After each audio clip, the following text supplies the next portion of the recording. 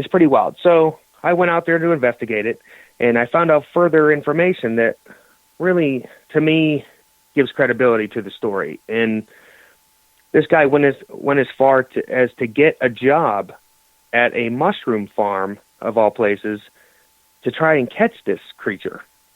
And he never saw it, but he did get some pretty good evidence of it. And the evidence is they use golf carts there to get around because, they're underground and they got a lot of land to work with. So the golf carts kept getting stolen. And to shorten this up, they got stolen. Finally, they caught some kids stealing them on camera.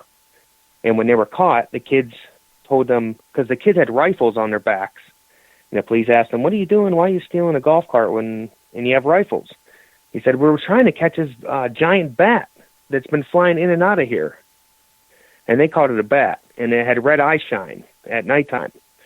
So, that's where they think this thing was staying. And me and my wife actually went to go into this mine, but it was no trespass. And when I got in there, they told me to turn around and leave.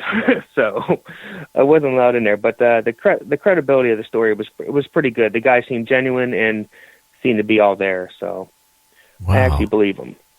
Now, when was this? This was back in September. So not that far. September 23rd. Yeah, this is a couple months ago. Wow. Yeah, it's pretty wild. All right, so our next one here, I got two more. This is from this summer, and then I'm going to do a couple from Cryptozoology News from this week.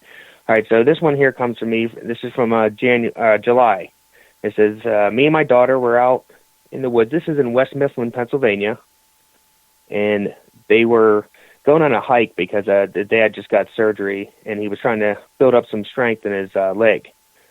So they were going through the woods, he says, and all of a sudden, he said, quite a distance away, they saw what looked like an upright canine. He said it was gray and black, and you could definitely see the ears perked up on its head. He said it looked over towards them, it looked back towards another direction, and then when it saw them, it got down on all fours and took off, but not before it got back up again to take another look, and then he said it took off again. And then when I got back to him, he actually told me that it stood there for over a minute. Obviously, he forgot to take a picture because they were, so stunned at what they were looking at. But that happened, in July 24th this year. Well, 2019. Well, Ryan, it's true. Most people, when they see something like that, be it a cryptic or a UFO or whatever, their mind goes in shock for a second. And then by the time you go, hey, maybe I should get a picture, it's too late. That's just normal. Oh, yeah, 100%. Yeah, I agree with you. That's happened to me a ton of times outside trying to catch a UFO, a bunch of times. As a matter of fact, my wife actually screamed at me when I was getting those the orbs in the military planes. She had actually screamed at me hey, get your camera out. So, yeah, I agree. Yeah, your mind goes in a little shock for a minute because it's trying to digest what you just saw. So what else you got for us here tonight? Alrighty, I got one more here from my side. It was a Bigfoot encounter. It says me and a group of friends, they were actually having a party for going back to school, and this was at the very beginning of August, and they said the party was dying down, and they heard a knock in the woods. And so this is, I guess, after everyone went to bed, and they said they waited again. All of a sudden, they heard another one. And so one of the kids took it upon themselves to walk out further and take a big piece of wood and slam it off a tree. And I guess they got the same knocks back. And not only the knocks, they claimed that they saw a big humanoid running away. He said it had to have been over 8 feet. Ooh. So, yeah. Yeah, that's a big one there. I mean, yeah, that is a big one. And hey, they're lucky they only heard the knocks. They could have had some other encounter. Exactly. Alrighty. Now I got this is a strange humanoid encounter. Or no, this is a dogman one. I apologize. It says I wanted to send a picture from a family member who claims they were lured out of their vehicle and then attacked. They said they were scratched up by a bear-like dog creature. He said he felt like he was being watched at first. Then he snaps a few photos, and then something hit his car. He said it rolled across the hood. He said he thought he hit a person at first. He got out, he didn't see anything, and then all of a sudden, this thing started attacking him. And I guess he had scratches and, photos to prove that he was attacked by something. But then he also took a photo, but the photo doesn't look too clear. But he claims it was, I guess, in the end, a Dogman. Interesting. Yeah, you don't really hear too many people getting attacked. You know what I mean? Like, that's an odd sighting for me. Like, you don't ever just hear a Dogman going to attack. You would just hear them seeing him from the distance. Yeah, I kind of, honestly, Ryan, when a lot of people talk about, be it Dogmen or Bigfoot or whatever they're talking in a cryptic, it's always the same thing. Well, they ran away. I don't think, I just don't buy that all the time. I do think if some of these cryptids do exist, I think some of them are going to be aggressive. And if they're hungry, they're not going to make a difference if you're a deer, elk, or a human being. So if they want something to eat and you're there, I think that there's so many, reportings of people saying, oh, they ran away. Well, I don't know about that. I think there's a lot of people that maybe have had encounters with cryptids and frankly just keep their mouth shut because they're too embarrassed to say anything or scared to. Yeah, I definitely agree with you on that. I agree, especially with the hungry part. They got to be doing something. Well, you put a dog out there, that even a domestic dog, and you put a dog out there for a couple weeks out in the forest, it's not going to be domestic any longer. So, I mean, if you're walking there, it's going to think one thing. Oh, hey, that's dinner. Yeah, really. Yeah. Well, what we can always do is prove that. My theory, we'll take James out in the middle of the woods and smear peanut butter on him and see what happens. There you go. I'm only 100 miles away. I can do that. Yeah, you can just pick him up there, and we'll do it here on one day, a nice warm day on spring. I'll even send the peanut butter. Perfect. I'm not afraid. Believe me, I will put a full guillotine on him and put him to sleep. Yeah. Bring him home. Or James, it'll put its teeth around you and bring you home. Well, I'm going to bite its ear up or something. I'm fighting back, I'll tell you right now. Now, better watch it. It'll bite your penis off. Oh, Lord. Listen, if I'm out there and I see a snake, I'm going to watch what leaf I pick up in case I need a leaf, that's for sure, because I don't want to get in a tug of war with a python. Oh, yeah, I know that. Why don't you go to Las Vegas, James, and buy some gas from that guy in his backyard? That's a recipe for disaster. You know what happens out there when they do that, right? Well, you take a Bic lighter with you and flick it and see what happens. I really want to see Las Vegas go up in flames with the biggest blowjob in the world. Yeah, I'm telling you. Maybe that's where that one guy got all them gherkins in them mason jars, too. I don't know. Boy, people are fast tonight. I've already had people now I'm getting, through Messenger. People are messaging me right now. You're back to the blowjobs in Las Vegas. By the way, that's the most hilarious skit you ever did. It was not a skit. I was actually reading a news report last night where a guy, went and got like 4 or 5 drums of gas, 100-gallon drums. And he got a gas pump. He got himself a nice office chair.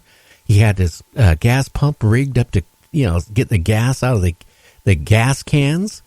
And people were coming to buy discounted gas out of the guy out of his backyard till he got caught. And I will say this, everything we do here is not scripted. It's all improv, rolls off the tongue. We don't believe in scripts. Oh, yeah. And what can I say? I guarantee you, if somebody would have lit a cigarette with those, seriously, I did a lot of research today.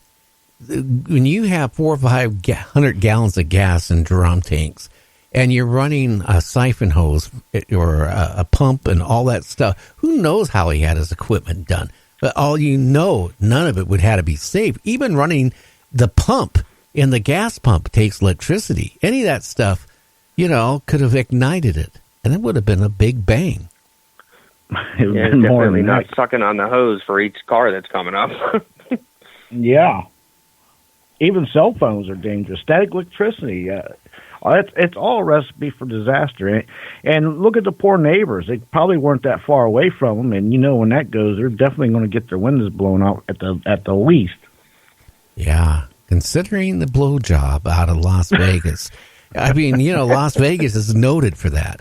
But seriously, this guy could have just made Las Vegas a worldwide, name. Well, what happens if it happens in Vegas, it stays in Vegas? We might not have heard about it. We might have heard it, but not heard about it. I don't know, but somebody could have filmed that gas pump going up in the sky and filmed it as a UFO. Oh, I guarantee that would have been all over YouTube. Oh, yeah. So what else do you have there, Ryan? All right, I got one more here, and it's out of Florida. Right, it says, she said, the park was surrounded by forest, and we were shooting some photos among some trees, and then we suddenly heard a rustling noise that gradually got louder as if something was coming closer. She said, I looked towards the trees, and there seemed to be coming, I saw something moving and made the trees, I guess, go back and forth, she said. And that's when allegedly an entity showed up. And he describes it as 6 feet tall humanoid that looked something like a human. But the way it behaved was different. Definitely not human. It moved faster than I've ever seen a human move. It only emerged from the trees for a few seconds, and I was able to take one picture before it ran back into the woods. And he does have a picture there of it, and I can tell you it looks like absolutely nothing because it's blurry. Well, isn't that, I find that kind of interesting. I get so many pictures of Bigfoot, UFOs, orbs. Now, they're either too sharp, okay, where you can actually see that somebody's wearing a costume, or they're always out of shape. Like years ago, and still, you see these, I bought this diet pills. Here's my before and after. But always one of the two pictures is out of focus. I don't know. It seems like a lot of the people who get these pictures, that it's always out of focus, and you can't make a difference of, is that a tree stump, or is that a Bigfoot, or is that a dog man, or whatever it is. Why they do it? Because they don't have anything there. I hate to say it. Yeah, exactly, too. And, you can't win because if it's too good of a photo, they're going to tell you it's fake. And if it's too bad of a photo, they're going to tell you this is garbage. Yeah, but the odds are, let's face it, with cell phones nowadays, okay, how hard is it to take a picture that is going to be reasonably sharp? That's true. Okay, I mean, seriously. I mean, a lot of these pictures, like I said, they're always out of focus, or they're too sharp. But, I mean, it's nothing in between. And I would think nowadays with our cell phones, the cameras on them, go try to take a real bad picture with a cell phone, unless it's not enough light. Then it's going to be blurred. But, if you're out there in the daylight and there's a reasonable amount of light, you're going to get a sharp picture. Now, do you have anything more? Because we need to go on break, and if you do, we can put you on hold, and then we'll continue on after the break. No, that was actually my last one I had. Okay, well, tell everybody how they can get a hold of you for a sighting of a UFO, cryptic, or their ex-mother-in-law. All right, it is it's Ryan, Night Dreams Talk Radio at gmail.com. Okay, that's Ryan at nightdreamstalkradio.com. Now, listen. The part about the mother-in-law, you really don't have to send the picture to Ryan unless it could fit in as a cryptic. No, Ryan, to next. You can. I know. You can. Whatever. It gives them something to look at. Well, you have a great weekend, Ryan. You guys do. Oh, we try. Right. We try. Alrighty. Okay, my friend. Take care. I'll see you. Hey, I'm you going to too, say, guys. Ryan, one of these times on the weekend, if you're checking something out, pick me up.